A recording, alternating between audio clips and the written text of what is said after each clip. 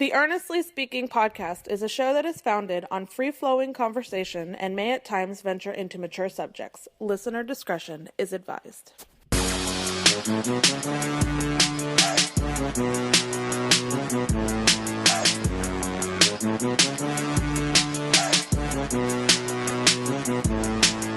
Earnestly Speaking podcast coming to you on May 20th, 2022. How you guys doing? Another solo podcast on the way. Okay, of course, this podcast subscribe on Apple Podcasts, Stitcher Radio, Spotify, Google Podcasts, Amazon Music, all that good stuff. Also, Earthquake Media on YouTube. Check out all the concepts on there, all the different, football's awesome, and In the Paint, Take 3 Wrestling Retrospective, all those concepts. We have another one coming up very soon. I'll be announcing in a couple of days. Cool concept. It's not a weekly thing. It'll be like one of those things we do once in a while. Anyway, I am actually recording this podcast at 1 o'clock in the morning. I just finished recording a Take 3 Wrestling podcast, which will be up on the feed later today. But I had to get this in today. As you know, I've been trying to do this daily thing for the last couple of weeks, and the only reason why I've been doing that really is because of the NBA playoffs, because obviously, we're getting down to the nitty gritty. We're down to the final four teams, conference finals. Just watched the Heat and Celtics game 2. Heat got destroyed in game 2. I think, I'm worried about that series now because both of those games, the Heat have been dominated pretty much other than one quarter. The fact they won game 1 due to a fantastic third quarter in game 1, when you look at the rest of the series, Boston's pretty much dominated the series from the rest of the way. And the next 2 games going in Boston, Saturday, Monday. I'm not gonna lie to you, I'm very worried. I mean, my mindset is that I'm not to scare any of my fellow Heat friends and fans out there. But if you ask me right now, how do you feel? Honestly, I think he can lose the next 2 games. But that's just me. We'll see how that goes. And not to make matters worse now. Not only is Kyle Lowry still out, which obviously he's been terrible when he's played. In the last few games he's played. Because Game Pins has done a good job, actually, for the most part. You also had now PJ Tucker, who got hurt in the third quarter of that game last night, rather, with a knee contusion. We'll see how that goes. They're going to obviously do an MRI tomorrow, and we'll figure out, see if we can play Game 3, or if he's out for the series, if he's not going to, we'll see what happens there. But that's a big injury. So right now, my head right now is not in a good place in the Heat right now. I think this, I am by no means a Boston Celtics fan. You guys know this. I hate the Celtics. But I respect them. I've always had respect for the Celtics. You guys this goes back to the Bird years. It goes back to even the original the big three with Garnett, Allen, and Pierce. I always was a fan of them, not a fan of the team. Always admired that chemistry they had. And honestly, I hate the Celtics, but I'm also not an idiot, and I understand and I respect the players. Like obviously, I find this Celtic team honestly a very likable team. I think Jason Tatum's very likable. I think Jalen Brown's very likable. Marcus Smart came back game 2, so did Al Horford. Both played well. Marcus Smart almost had a triple-double in game 2. So I am very concerned about this series. I'm very, very concerned about where this is going to go. We'll see how things go. But I'm not very excited about what to look forward to here in this series. We'll see how game 3 turns out. Miami needs to win. They need to take one of those next 2 games in Boston, as they've now lost home court advantage in the series. The Western Finals, of course, is still one game in. Obviously, we'll do another podcast probably a couple of days. Have an update there, but right now Golden State's up 1-0. They dominated Dallas Mavericks in the first game. Game 2 will be tonight, actually. We'll probably do an In the Paint podcast. I'm going to try to do one later tonight with Zach and Chris and kind of get like an overview of the first 2 games in each series, see where we're at and how we feel. But I already said I had Warriors in 5 for the series starter. I think Warriors are going to go up 3-0, and I think the Dallas Mavericks will win Game 4, and I think Steph Curry and the crew will close it out Game 5. That's where I stand on that series right now. And Game 1, from what I saw, Golden State. And look at it this way. How about this? The fact that first half, Steph Curry, Klay Thompson played like absolute garbage in the first half, and still they're up by 12 at halftime. That's how good Golden State is. You still get Andrew Wiggins, who balled out yesterday. Okay. You still have, Wednesday rather. You still have Klay Thompson. But you have Jordan Poole balled out as well too. They got so many weapons. Jonathan Kuminga, you name it. So many weapons to go to that Steph Curry does not have to have a great game every game to win. Or Klay Thompson. Whereas You need Luka Doncic to be that guy. You have to be at the peak of his powers every single night and get help. And the reason why I had Mavericks losing the series and losing pretty easily was because I don't think the guys around Luka, as great as they were in most of the series against Phoenix in round 2, I don't think they could pull that off against Golden State. And game 1 right off the gate showed that. So I still have Warriors in 5, and to be honest with you, I mean, if they were to sweep the Mavericks, it wouldn't surprise me. But we said the series goes, obviously, But game 1 definitely showed me that I don't know if Dallas can do it, man. Luka, as great as Luka is, and as great as Luka's been in this postseason, he's come alive, and he's definitely had his moments, and he's put his stake in the ground, and he is definitely top 3 in the league now, top 2 maybe you can consider him and Giannis. To win titles, you need team. You need teamwork, and Golden State has that in spades, man.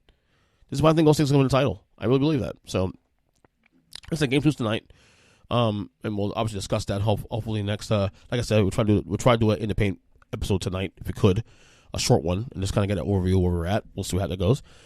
But yeah, so that's where the finals are right now so far. So far every game's been a blowout. So far every game's been a blowout. So, what else I'm talking about here? Shaquille O'Neal mocked Kevin Durant this week. I think it was on Wednesday.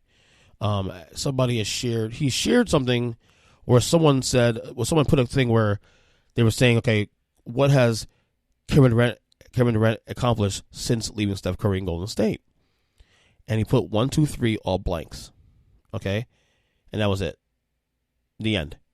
And at the end. Nothing. We pretty much didn't accomplish nothing since leaving Golden State 3 years ago. And of course, Shaq, shared that on his Instagram. People, of course, when you see that, obviously Shaq's talking crap. And it goes back to the whole thing with Kevin Durant and the optics and not him leaving OKC back in 2016 to go to Golden State after losing to the same team in the conference finals that year. Go to the Golden State team that won 73 games the year before that, and the year before that they won the title. So and now he leaves Steph Curry in a great situation in Golden State. Granted, in my opinion, a bit of a cop out, but it's his decision to do that. It's his right. He leaves Steph Curry in stability out west, goes to Kyrie Irving, Mr. Unreliable, and they've done nothing since being there. Granted, year 1, obviously he was injured. They couldn't play that year. Year 2 last year, obviously he was, Kyrie was out half the way. James Harden was injured. Still almost beat Milwaukee in second round of playoffs despite all that. But still didn't accomplish it. Still didn't get the job done. And then this year, of course, Kyrie Irving decides to miss most of the year due to the COVID mandates, not wanting to get vaccinated. And then when he comes back, all of a sudden he's not the same guy, and they get swept on the first round by the Boston Celtics. So, this is what Kevin Durant signed up for. I don't feel sorry for Kevin Durant. He signed up for this. You left stable Steph Curry for unreliable Kyrie Irving. So when people knock on you, I don't feel bad. You made a conscious decision to do this. It wasn't like Kyrie Irving. It's been out there for a long time. Kyrie Irving was unreliable. It's been out there for a long time. You decided to go that route though. So, Shaq sharing that. It's kind of funny. Is it petty? Yeah, Shaq's a little bit petty too. I mean, I've said for years that Shaquille O'Neal's been one of the most pettiest superstars, all-time greats in history of sports. Especially when it comes to himself. But, and to his credit, though, he has owned some of that, too, in recent years. So I won't give him too much crap for that. But, man, oof. Yeah, everybody's calling on KD, man. Anyway. Elon Musk. As you know, the maker of Tesla, of course, he just bought Twitter, although that's kind of on hold right now. As he still work out all the kinks on that deal. We'll see how that goes. I'm not going to speculate on that just yet. But Elon Musk tweeted yesterday on Twitter that he is done with voting Democrat and that he's voting Republican the rest of the way. This is what he tweeted yesterday. Quote, "In the past, I voted Democrat because they were mostly the kindness party. But they have become the party of division and hate, so I can no longer support them and will vote Republican. Now watch their dirty tricks campaign against me unfold." All right. You already know how I feel. I'm pro-free speech, as Elon Musk is. So you can feel the way you feel, do what you want to do, vote what you want to vote. I get that. It's just fascinating, though, that this guy, is. It's what I can't stand about people, and Elon falls in this to some degree. He's playing into this culture war thing also. The generalities, making little vague general statements. Oh, the Democrats are bad. Like every Democrat's bad, but we're gonna go to the Republican Party, even though they have done things also to go insurrection, the Capitol, all that. But no, but yeah, Republicans are perfect and great. So Democrats are nice because they criticize you. By the way, his Tesla, the stock price on Tesla has fallen since he's made these comments. For the record, I don't care. First of all, I don't care about Elon Musk. For the record, I don't give a crap. If you do what you want to do, if you want to not vote Democrat anymore, that's your right. I mean, in fact, as someone who's a NPA anyway, I'm not sitting here going to defend the Democrats. There's a lot of things they don't do well. They're bad at optics. They're bad at communicating. They're bad at messaging. We've said this for years on this podcast. This is why I keep telling you guys on this show all the time. Be authentic. Like, if you are right, and I bag on people like Clay Travis all the time with things like this because I say all the time, be who you are. Be real. Don't sit here and say you're fair and balanced when you're not. I would rather respect you saying that you are a right-wing conservative commentator or whatever it may be and own that. Same on the Democratic side too as well. Elon Musk, like I said, do what you want, but the generalities, I mean, it's just, I don't get it. Like I said, because the Democrats hold you to task a little more. Like, I don't get that. He don't. I guess in his case, he knows where his bread is buttered now. I guess, and the Republicans sort of represent the quote unquote free speech, as he says, whatever. But come on, you sitting there and saying that both parties are pretty bad, but I side with the Republican Party. I mean, I don't know. That's I don't get that. And now his stock, as a result, his stock prices are falling now. But by the way, for the record, you do what you want to do. It's up to you. But at the same time, it's disingenuous. The comments are disingenuous, in my opinion. So it is what it is. This episode is called Jordan Peterson's a Coward. The reason why I said that because Jordan Peterson, he's a clinical psychologist from Canada. So Sports Illustrated had their yearly swimsuit issue again. Which, by the way, as much as I've known about this for years, I've never really been a big fan of this issues. Really, I've had in the past and whatever is what it is. But I've never really been someone that gone my way to buy a issue just because that's never something I've really done. I appreciate it, but it's not something really done. So this year they had, I think, 4 women on there this year representing the cover. Yeah, I think Kim Kardashian. You had a 60-year-old woman. I can't remember what her name is, so I don't want to speak out of turn here. There was also, who else was on there too? I can't remember the third person on this issue. But then they also had a plus size model named Yuma Nee, whatever her name is. I can't remember exactly what her name is. And of course, she's on there, and people giving her comments about that. So Jordan Peterson decides to comment on Twitter saying, quote, "Sorry, not beautiful, and no amount of authoritarian tolerance is going to change that." Of course, everybody who sees that came down hard on him. And Jordan Peterson decides to, I'm going to leave Twitter now. First of all, he tweets this first. He goes, "Rage away, panderers, and tell me you believe that such images are not conscious and cynical manipulation by the oh-so-virtuous politically correct." Okay, so let's start here. And it's the same thing we bagged on with Elon Musk. I'm going to do it here with Jordan Peterson. He has a right to his opinion. Okay? I'm okay with that. Free speech. It's your Twitter. I have to like your opinion. I always say freedom of speech does not mean as long as I agree with you. Okay? It's freedom of speech, just whatever. Okay? Let the market dictate everything else. All right? But the reason I call him a coward is because he decided to, rather than engage in discussion points and defend his position, of course, which he did here, he decides to run away and say, I'm done Twitter now because of this and that.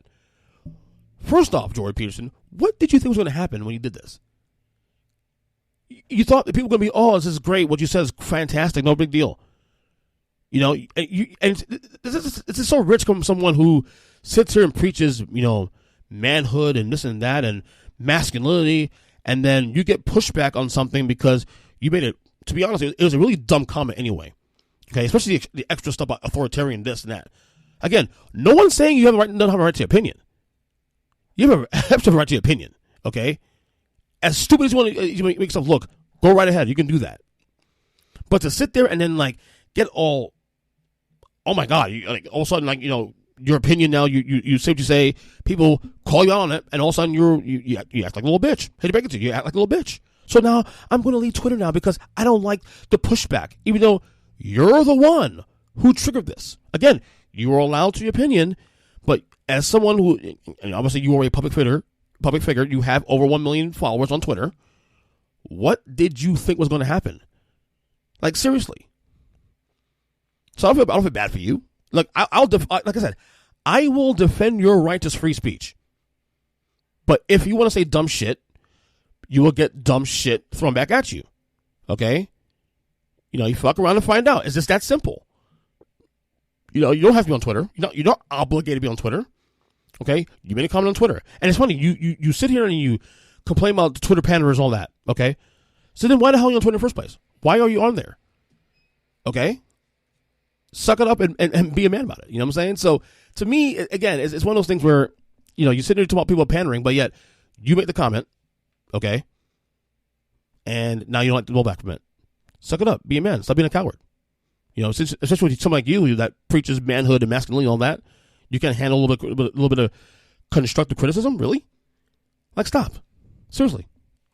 Some WWE news here that's broke earlier yesterday rather.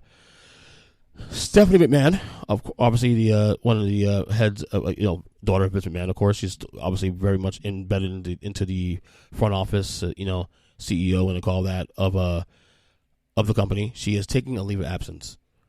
Here is her statement earlier today on Twitter. Everything's on Twitter apparently. Look at this. She says, "As of tomorrow, I am taking a leave of absence from the majority of my responsibilities at WWE. WWE is a lifelong legacy for me, and I look forward to returning to the company that I love after taking this time to focus on my family."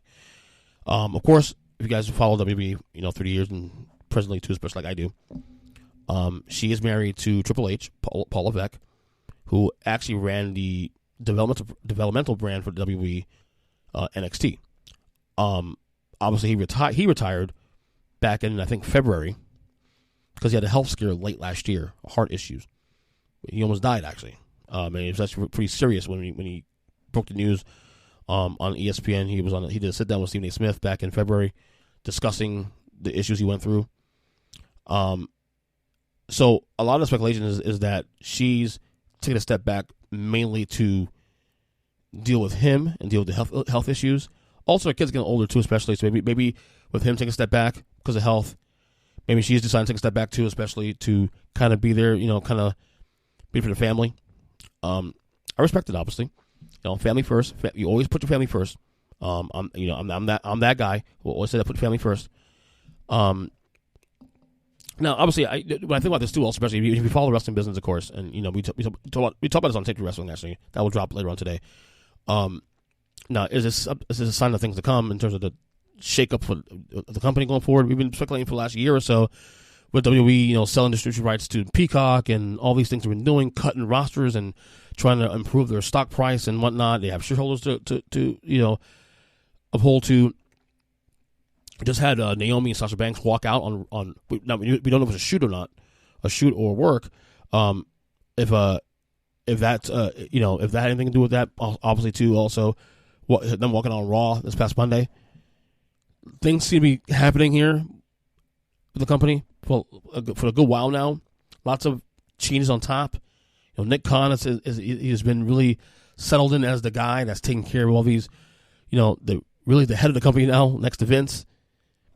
So you can at least speculate to see if Stephanie's leaving here because maybe there's some things going on that she has nothing to do with. Added to the fact that you have the health issues with her husband. So there's something to think about there, especially. But, like I said, hopefully everything's okay with the family, and best wishes to her and, obviously Triple H, Paul Levesque. obviously we want him to be healthy and there for his kids and his wife especially too. So, a big shout out to that family, of course, too. What else on the docket before I get out of here?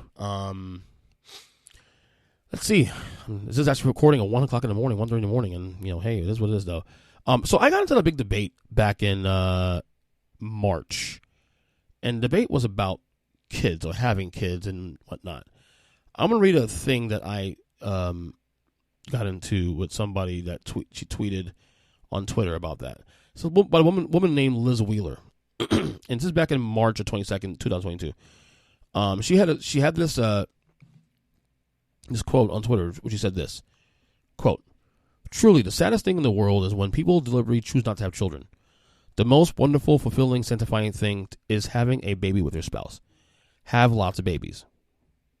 Okay, so so when I saw that, I replied to her. I don't have the reply here, but something to the effect of, I agree with that sentiment if you truly want children. If you don't want children, you should not be forced to. Now, I'm a father of two, okay? My wife and I, we planned our children. We decided to have kids. It wasn't an accident. When we decided to have kids, we tried for kids. We have two boys, which we love for our life, okay? And and I agree with the sentiment there. But not everybody, number one, could have children for starters that want it. But also, we need to get out of this mindset too, especially as I got older. I've got more mature on this, and I've become more progressive, I guess, in thinking here. Because a lot of people believe that your mission in life, women's missions in life, is to have kids, is to get older, whatever it may be, have kids, and then that's it. But there are people who don't want to have kids, and a lot of people feel pressured because of background, because of whatever they're what they grew up as, to have kids. I think having children is a wonderful thing. I love being a father. It's not easy. I'm not gonna lie to you. It's not easy, but I love having kids. I love my sons more than life itself. Okay, but there's also the other impact of things that people understand. There are people who have children who don't want children, but they have kids because their mom or their father says so, or they're pressured to because of society. And then they end up resenting the kids because they didn't want kids in the first place. But they did it to live up to the societal norms, whatever that is. If you don't want kids, don't have kids.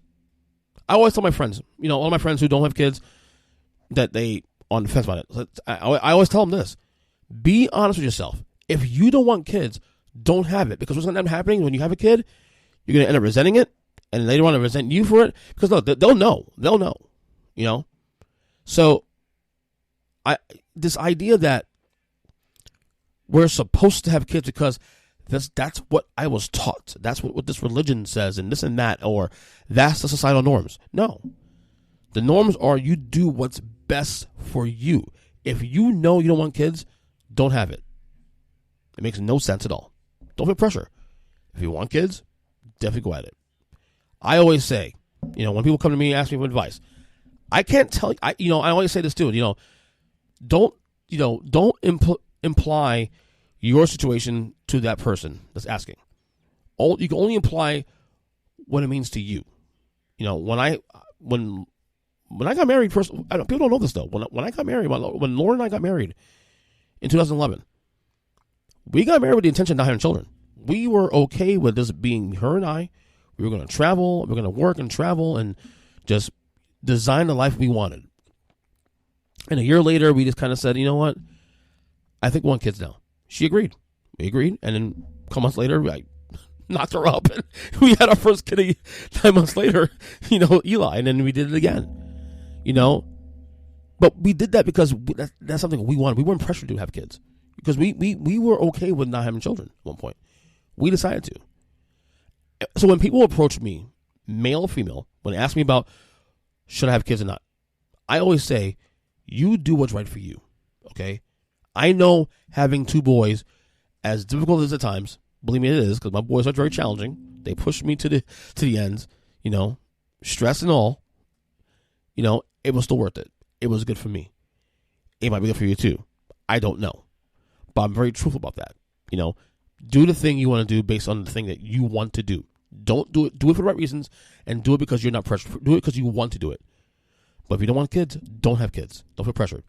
And, look, I want to believe that what this woman, Liz Wheeler, said was full of good intention. In fact, I'm going to believe there was full of good intentions. But at the same time, everyone has different situations. You got to respect that. You know what I'm saying? Not everyone can have kids. The people I know, that good friends of mine that been trying for years to have kids, and they can't have it because of the science, because it's just not sticking. Or it may be. So you got to also respect that part too as well. I always say, if you want kids, have it. If you don't want kids, don't have it. And do it. But whatever you decide, do it for the right reasons. And that's how I live my life, is doing things because I want to, not because I'm forced to. You know what I'm saying? So, another thing also too on my mind I want to touch on too, Bitcoin and NFTs and all that. I got a lot of friends involved in that. And I've been back and forth for years about wanting to get involved in that, about Bitcoin for a couple of years and, and NFTs and all that. I'm so behind the times now because I'm trying to understand it, but I feel like I'm too old to get involved in this stuff. I got friends and coworkers of mine that are heavily in NFTs and heavily in Bitcoin, and Bitcoin is taking some dips recently too. And I don't want to feel like I'm missing out, but then I'm like, what's the point for me? I honestly, I don't want to invest in things I can't see. So I don't bother, I just don't get it. The whole Bitcoin NFT, just the whole adventure. I don't get it. I'm trying to understand it, especially the NFTs. I don't understand it. I'm trying to understand it. I was like, no, this thing has value based on just people. I don't get it. And to me, more than anything else, the reason why I don't get involved in NFTs and Bitcoin is because I can't afford to put my hard-earned money into something that I don't know I'm going to get back. Now, people, you say, oh, well, that's the stock market. Well, yeah, but the stock market definitely, you have a better gauge on certain things in the stock market comparison. Cash is still king in this country. We may hear about the fact that cash may not mean anything in years to come. Okay, maybe that's the case, but I think we're still far away from that era. Cash is still king. So if I'm going to invest in something, I'd rather invest in the stock market more than anything else, because at least it's something I know is tangible to some degree. I'm not sitting there saying that you listeners should not get involved in NFTs, or NFTs or get involved in Bitcoin. By all means, what you want to do. I'm just saying from my perspective, and again, this is my perspective, I just don't understand it. I'm trying to understand it, and I still don't understand it. You know what I'm saying? So I just don't get involved anymore. I just don't. So, I'm trying to understand Bitcoins, NFTs. I'm still learning it and stuff, and another thing to also do the trading cards too. I never got into trading cards. I know a lot of friends of mine who now during the pandemic started trading cards and getting money back for finding value on some old baseball cards or football cards, whatever it may be. I don't know. I try to find little things I can get involved in for another stream of income, but to me it's too much. Maybe it's just I'm just being more conservative and fearful about things, but it just feels like it's not worth the energy, I guess. This is my opinion. I'm not saying you don't do it. I'm just saying that's for my own sanity. It just feels like it's something not worth investing into. Anyway, so last thing before I go, I just watched earlier today the trailer for The Boys season 3 on Amazon. It's amazing. Now, I watched season 1 of The Boys last year, and I watched half of season 2. Didn't finish it. I don't remember why we didn't finish watching it. My wife and I. We started watching season 2, and then we just stopped in the middle of the season. I don't know why. But season 3 is coming back in June. So I'm gonna probably either finish where I left off, if I can remember exactly what happened in the show, or start over again. At some point between now and when season 3 comes out next month. So, but yeah, check it out. If you haven't watched the show The Boys yet on Amazon, you need to watch it. I mean, it's the anti-superhero show. It's really fascinating stuff, man. Now, I'm going to warn you guys, it's obviously very vulgar and whatnot, so just got to get it out there. But otherwise, definitely a show worth watching. Season 2, I stopped middle of season 2, didn't finish it yet, but I said I watched the trailer yesterday. It's on YouTube and all that, and it was definitely, I'm looking forward to watching season 3. So, but I got to finish season 2 first to watch season 3, so, right? Anyway, that's it for me. Again, I'm on Twitter at EJChristian7, Earnestly Podcast, of course, all podcast catchers, Earnestly Media on YouTube. Again, guys, thank you so much for downloading, subscribing. Please subscribe. We're closing on 100 subscribers on YouTube. I'm putting a lot of my energy on YouTube these days now, especially. But yeah, of course, check out all the podcasts on this feed. Take 3 Wrestling and In the Paint, and we just did another Football's Awesome podcast this week. We ranked all 60 NFC quarterbacks. That was a fun episode, actually. That's probably going to be our last Football's Awesome episode for a good while, probably until the end of the summer as we get close to football. But other than that, we'll talk soon, and God bless. Enjoy the rest of your weekend. And like I said, I'm a little worried about Game 3 and 4 in Boston, but as I say, go Heat anyway. See you guys later. Love you guys. Take care. See ya.